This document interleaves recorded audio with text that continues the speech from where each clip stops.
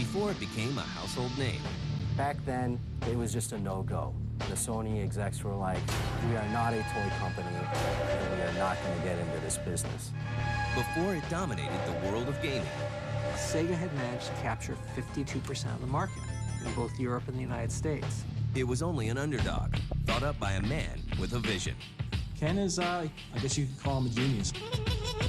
Here in the US, people were saying, can Sony deliver games? Could they really enter the hardware side? I remember having dinner with a vice president of Sony Records, and he told me, the PlayStation's never gonna work. Sony's gonna lose on this. Witness the birth, betrayal, and rebirth of the video game console that changed the world. Sony revolutionized the industry. It's that simple. This is the history of the PlayStation.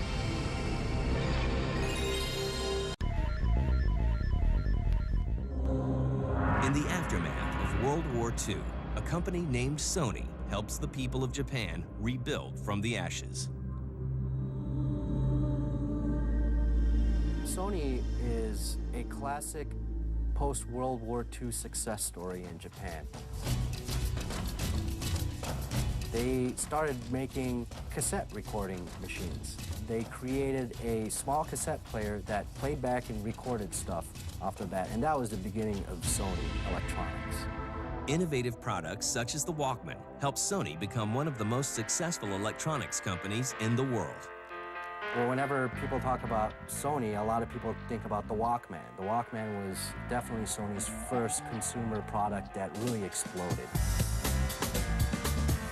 It was the portability of music, and everyone walked around with headphones. They really revolutionized the idea of portable music listening. As Sony gains more and more ground in the consumer electronics world, the video game industry grows by leaps and bounds. And by the early 1990s, the war for gamers' dollars is red hot. Sega and Nintendo are really dueling in the West. Sega had managed to capture 52% of the market in both Europe and the United States. Sega was more innovative at the time. They were always willing to take more chances. Sega was coming out with 70, 80 games of its own per year. The strategy at Nintendo was, let's hold on for the next Miyamoto game. Nintendo pays close attention when Sega unveils its latest technological advancement. So Sega came out with the Sega CD. All of a sudden, games were gonna be huge. They could be 600 megabytes of information. To meet the Sega CD threat, Nintendo turns to Sony. Nintendo wanted a partner, so they went to Sony, which of course was a huge, successful company. Sony may not have been a video game company per se, but the Super NES used a Sony stereo chip for its sound. Sony was certainly, in its own way, a player in the video game industry in a small way. So it was a race. Nintendo knew that CD-ROM technology was the way to go. The original concept was a peripheral CD drive for the Super Nintendo that would be sold by Nintendo, and a combined unit which would be called PlayStation, which was the console and the CD drive together, which would be sold by Sony. Sony brought in an engineer named Ken Kutaragi. Well, when you talk about the PlayStation, you just have to talk about Ken Kutaragi, who is considered the father of PlayStation. He came in to Sony in 1975. Right off the bat, he was considered to be kind of a brash engineer. He was very feisty and had a lot of ideas. He struck me immediately as a very forceful character. He had a clarity of thought and insight, which I think was, I still think to this day, is very rare. He clearly is a visionary. Very dynamic, very energetic, full of ideas, and very creative.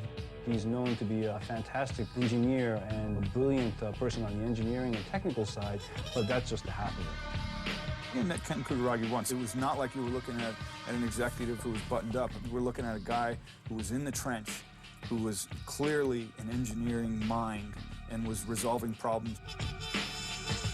He's an impressive mind, and he's achieved impressive things. The idea of working on a video game console is nothing new to Kutaragi. He was thinking about making a 3D game console a long, long time ago while people were tinkering away on 8-bit gaming. He approached Norio Oga, who was then president of Sony, and said that we should get into the video game industry. But back then, it was just a no-go. Oga and the Sony execs were like, we are not a toy company, and we are not going to get into this business. So that was that. But now, things are different. Hand in hand, Ken Kutaragi and the people at Nintendo team up to bring Sega to its knees. But Sony is about to face a bitter betrayal that will change the course of gaming history. As Sega prepares its new CD-ROM expansion for the Genesis, Nintendo and Sony work on a CD-ROM system of their own. But Nintendo begins to have second thoughts. The big reason why Nintendo kind of balked on the Sony technology idea was that they weren't going to have any rights to the CD technology. Sony was going to retain all the making of the CDs, they were going to manufacture it, distribute it, and that totally cut Nintendo out of the picture on definitely a large profit margin. And that made Nintendo very, very nervous. So in the forefront, Nintendo's telling Sony everything's great. But behind the scenes, Nintendo went to Philips and said, why don't you start working on something for us? Nintendo's insecurities lead to a dramatic climax in 1991. CES comes around, and Ken Kutaragi and Sony come out, and they announce the Nintendo PlayStation, because they don't know anything's going on. Nintendo made a sudden announcement and said, well, we're going to work with Philips on the CD technology. That didn't go very well with Sony execs, and Ken Kutaragi was definitely very bummed. He went into Norio Oga's office and said, we just got backstabbed, blindsided by Nintendo. We had an agreement, and they totally betrayed us. Kutaragi went back to his bosses and said, let's not leave it like this. We can make an actual game system. We won't stop with the CD-ROM, we'll build the whole system. And Oga, who was totally dead set against it before, now feeling the betrayal from Nintendo and being the samurai corporate guy that he is, said, that's it. Pounded his fist on the desk, said two famous words, do it. And that was the beginning of the Sony PlayStation. Now, more driven than ever, Ken Kutaragi and Sony set out to make a video game console unlike any other. At first, Sony plans to release a system that plays both CD-ROMs and Super Nintendo cartridges. In 1992, 200 units of this PlayStation are manufactured, but are quickly scrapped. Sony decides to wait for the next wave of consoles to enter the fray and intends to capitalize on CD-ROM technology. There was a big change taking place in terms of media, game media like cartridges, CD-ROMs. This really changed the finances behind game development and game publishing. In October 1993, Sony announces that it's working on a new 32-bit game console. The name of this new system is the PlayStation X, or PSX. The CPU for this console will be designed by Ken Kutaragi himself. On November 16th, the company officially forms Sony Computer Entertainment. We formed Sony Computer Entertainment, Inc. as a company, as a joint venture between Sony Corp and Sony Music Japan. This new department raises more than a few eyebrows. When PlayStation was being mentioned here in the US, people were saying, can Sony deliver games? Could they really enter the hardware side? To some people within Sony, PlayStation represented the future and was very exciting, but to other people it was definitely a threat and something that they didn't fully understand. You had a lot of people that were pretty much skeptical about us getting into the business. Even before we came out, we were pretty much placed in the failure column because we were just newcomers. I remember having dinner with a vice president of Sony Records, and he told me, the PlayStation's never gonna work. Sony's gonna lose on this. The irony for all of us was that as much credibility as Sony had as a brand, we had zero credibility as far as the world of games was concerned. Sony, I think, corporately was a little discouraged. How do we get into this new charted area? Sony knows that the road ahead won't be easy. But Ken Kutaragi has an ace up his sleeve that will dazzle the entire game industry. As Sony Computer Entertainment goes full bore into the development of the PlayStation, it becomes clear that this will be a console unlike any other. The biggest feature of PlayStation was going to be the real-time 3D graphics technology. At the time, the PlayStation was a faster console than anything out in the market. It could push more polygons. It gave developers a larger toolbox to work with than any of the competing consoles. And of course, it used CD-ROMs. After watching the failure of systems like the 3DO very closely, Sony realizes that processing power alone isn't enough to come out on top in the world of video games. We looked at the business models of all of the companies that have been in the space or tried to get in the space, and we asked ourselves, could we do this better? The biggest problem that we had was that the market in 1993 was dominated by Sega and Nintendo. They pretty much had it sewn up between them. So any new entrant into the market had to do something pretty dramatic and pretty special. Sure, we had the system, sure, we had the hardware, but it doesn't mean anything unless you have games. Nintendo already had Miyamoto, and he was a genius. Sega, they already had their arcade games, but Sony, what do they have? They don't have a genius developer or arcade games they're making, so they had to find software somewhere. We knew that in order to be successful, we had to capture the hearts and minds of the developers and the publishers equally. So what they did was they went on a very aggressive campaign to all the developers to... If Sony had not brought hardware to the video game industry, I think the industry would be a lot smaller than it is right now. Enough to really differentiate this system and show that it was a 3D-based system, and it really blew everybody away. But at first, a lot of developers were dead set against it, mainly because it was high technology, it was 3D, and a lot of game companies were still making 2D games, and they said that's going to be so expensive to make 3D games, no way we can afford it, and it's going to be very hard. Fight one! Ready? Go! One game that changed it and helped Sony, ironically, was Virtua Fighter. Sega announced Virtua Fighter for the first time, and that completely opened up eyes of other publishers that showed that 3D graphics can be applied to other types of games. All of a sudden, it was a leap. I couldn't keep up with enough of the companies that were coming to us. They were asking us, can we do this? Is it possible to do this? Everybody wanted to work on the system. Sony does everything it can to round up third-party developers to support the PlayStation and is able to sign 250 in Japan alone. The first task for me was managing the third-party departments to recruit and help support third parties like Namco. My target was to get as many publishers and many popular title franchises to become available on PlayStation. Sony also spends $48 million to purchase Psygnosis, the European developer behind Lemmings, and changes its name to Sony Interactive Entertainment. In December of 1994, Sony releases the PlayStation, now without an X, in Japan.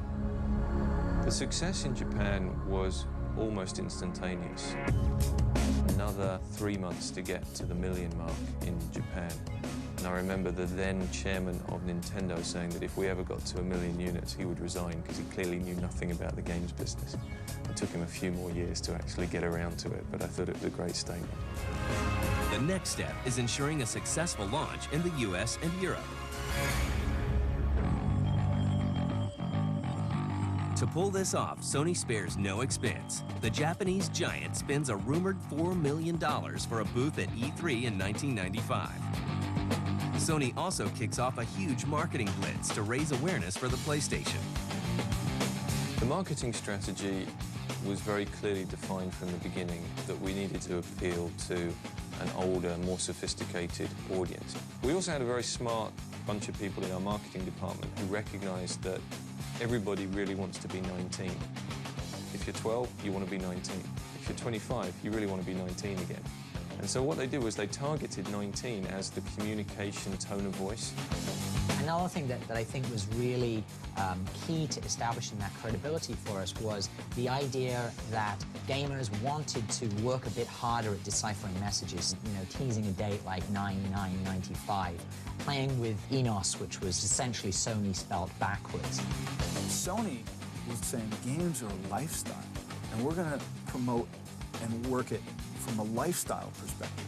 We very deliberately stayed away from making SONY, the Sony brand, a big part of the communications message. The initial tagline of "You are not ready" was the first big step that we took in saying, this is not your parents' Sony brand. With this new mindset, Sony sets out to conquer the United States. After a nationwide marketing blitz unlike any other, Sony launches the PlayStation in the United States on September 9th, 1995.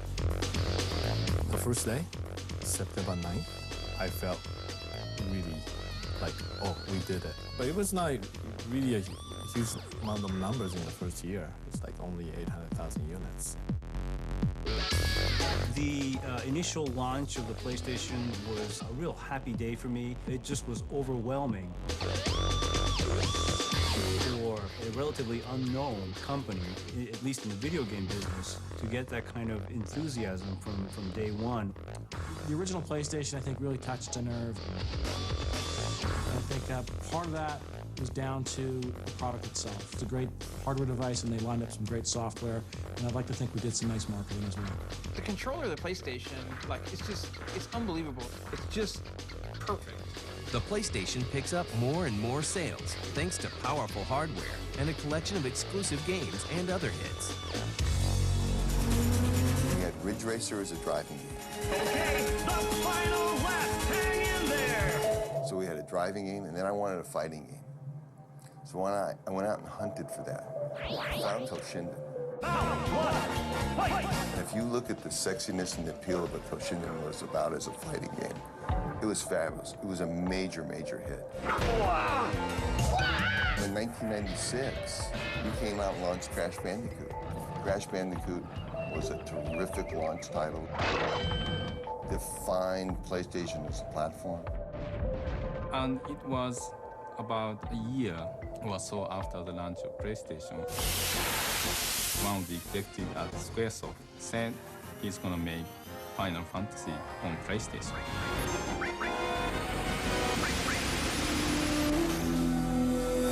At that point, I felt that all the tides will change. The PlayStation proves to be a juggernaut that plows through all competition.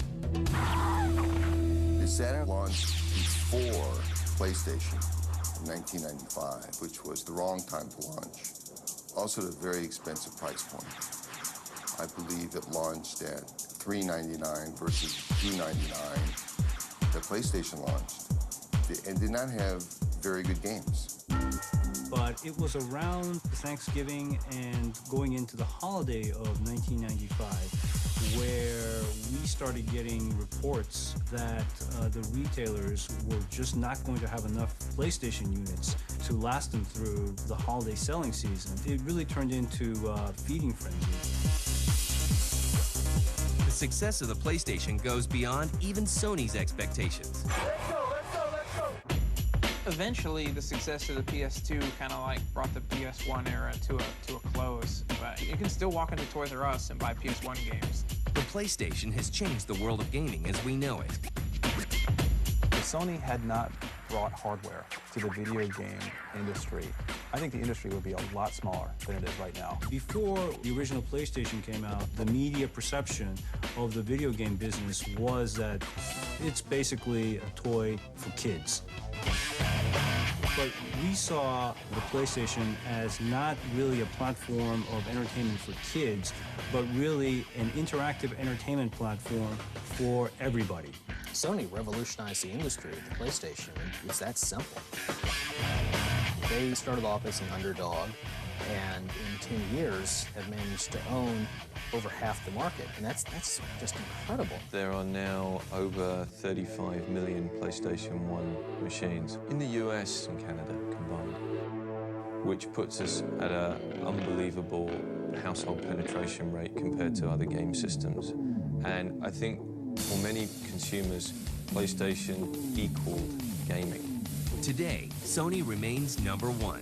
The PlayStation successor, the PlayStation 2, has shipped more than 90 million units worldwide and is still going strong. Sony is moving into the portable gaming market with the PSP, while the next generation PlayStation 3 is just around the corner. Ladies and gentlemen, please give a warm welcome to the father of the PlayStation, Ken Kutaragi. And the man that started it all is still at the helm, ready for the next challenge. And now, I have the final and the biggest announcement. Ken Kutaragi is a man who has like years in advance plotted out in his head and has an amazing vision of where he wants video games to go. Ken is really the father of the PlayStation. He always believed PlayStation would be #1. You know what? I have to applaud him. He was right.